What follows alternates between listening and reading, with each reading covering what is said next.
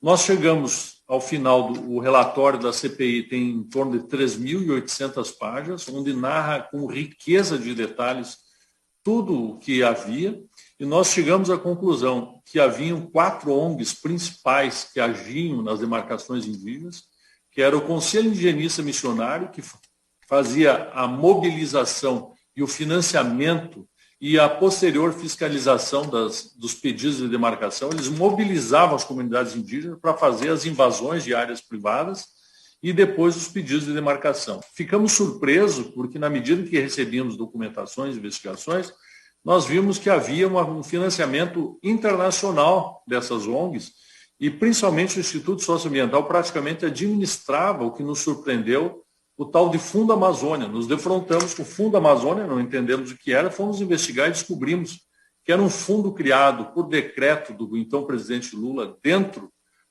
do BNDES, dirigido praticamente a financiar os projetos apresentados por essas ONGs. Os recursos vinham principalmente da Noruega, em sua maior parte, da Alemanha, dos Estados Unidos e, inclusive, da própria Petrobras. Os valores eram assombrosos.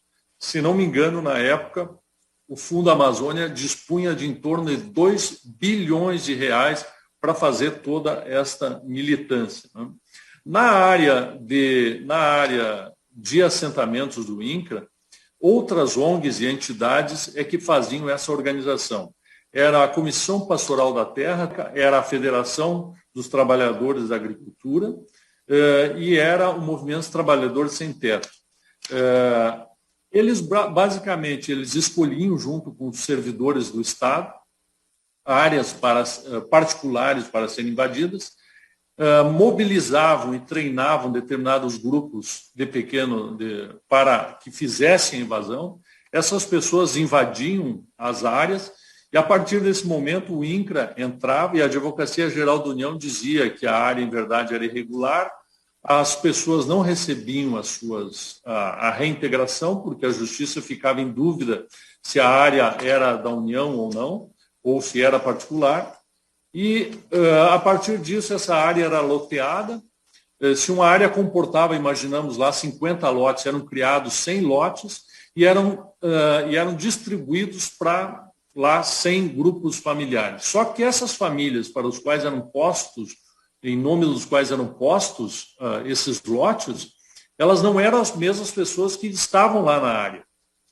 Essas famílias, nos quais os lotes eram dados o nome, elas serviam apenas para buscar recursos públicos. Então, elas iam pegar crédito de eletricidade, crédito de instalação, uma série de benefícios. E esses recursos eles eram rachados entre o dono da loja onde fornecia os bens e materiais, os funcionários do INCRA, gerente de banco e os funcionários das organizações que eram atribuídos à fiscalização dessas áreas. Se tornou um grande esquema de desvio de recursos públicos e dirigidos também a partidos políticos. Tá? Então, havia também envolvimento do Ministério Público Federal, que acobertava todos esses atos, da Advocacia Geral da União, universidades e partidos vinculados principalmente à ala de pensamento de esquerda. Né?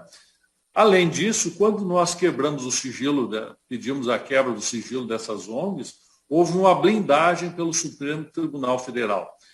O ministro, então presidente do STF, Ricardo Lewandowski, deu, se não me engano, foram 8 liminares proibindo a quebra do sigilo das ONGs para nós identificarmos como é que se dava o financiamento. Também vimos que havia uma ligação entre áreas de assentamento, áreas quilombolas, áreas indígenas e unidades de conservação, fazendo praticamente cinturões ligados uns aos outros. Né? Uma das conclusões da CPI era de que essas terras deveriam ser tituladas imediatamente, todas as terras, para os seus ocupantes, né? O que aparentemente vem sendo feito agora pelo governo federal, principalmente pela ministra Tereza Cristina, pelo que eu tenho notado, de fazer a titulação das áreas, porque senão fica um processo sem fim. o assentamento se inviabiliza, aí troca os ocupantes, aí buscam os créditos, fazem as fraudes e não termina nunca. Cria um sistema ilícito de financiamento de ONGs e de partidos e de políticos, né?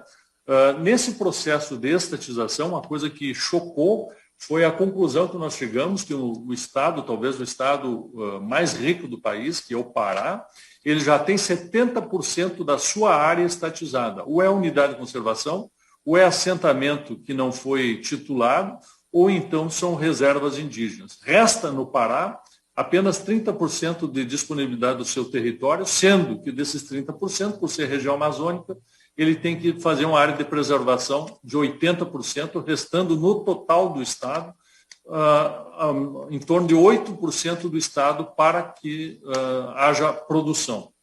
Para vocês terem uma ideia, hoje no país, segundo dados da Embrapa, nós já temos 37% do território nacional ou sendo unidade de conservação, ou sendo reserva indígena, ou sendo assentamentos do INCRA. Para vocês terem uma ideia do tamanho disso, toda a área de produção agrícola do Brasil, ela não chega em torno de 7%, não chega a 8% do Brasil. E, portanto, 37% já está indisponibilizada para a produção.